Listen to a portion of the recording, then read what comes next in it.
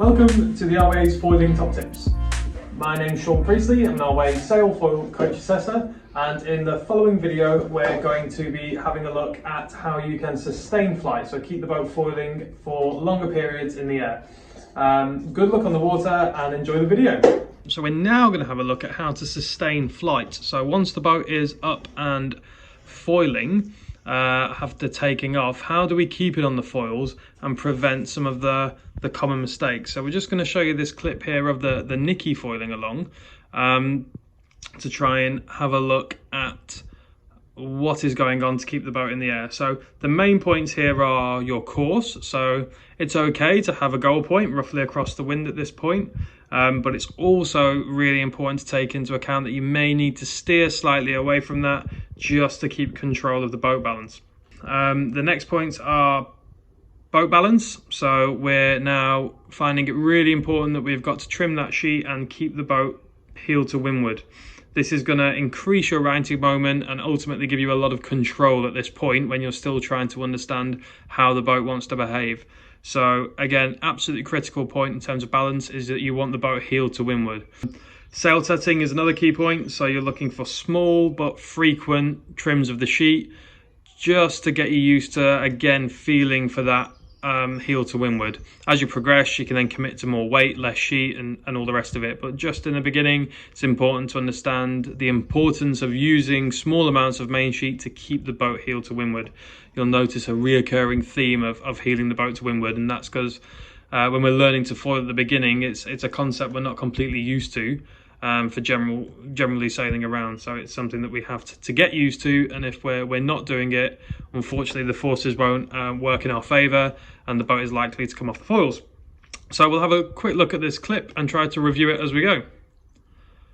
So you'll notice straight up you can see main sheet happening,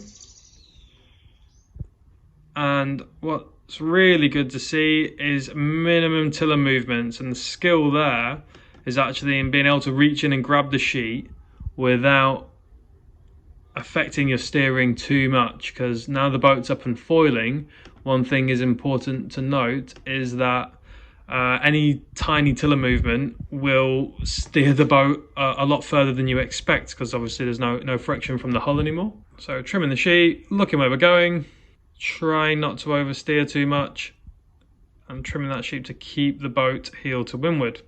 You notice we're on pretty much a close reach, so an upwind course.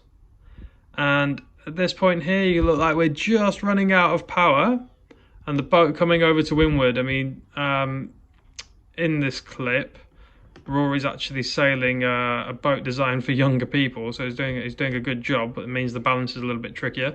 But this is a common mistake that you may find happening at the beginning when you're first starting to sustain flight, and that is with the boat coming over to windward and you getting a splash to windward. This basically happens because there's not enough power in the rig, and the boat balancing on the foil with all the weight to windward wants to fall on top of you and into the water. So one way or another, you've got to get power in the rig. Quite often it's just trimming the main sheet on, as you can see the sailor doing here, trying to get that main sheet in. If pulling the main sheet in isn't doing it, it's often because you've sailed too close to the wind, so you're just running out of power and there's not enough to counterbalance your weight and you fall into windward. And occasionally it's the same thing, but you've gone too far downwind, something that you'll see on adapted boats. But on these wing boats, it's likely to be that you've gone too far upwind. But the first point should be trimming the sheet to try and get power in the rig, which we've done here. And if that's not enough, maybe bearing away slightly to keep you up. Let's see what happens. Just a bit close to the wind here. Oh, we're sheeting on hard.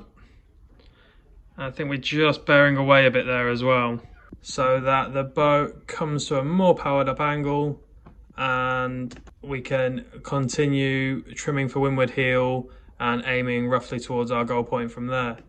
So if we have a look again, what happens, I think what actually happens is, and this is just another important lesson with the steering, is when we go in to grab the main sheet with the tiller hand, here, the boat heads up a little bit, and that puts us just too close to the wind, not enough power in the rig.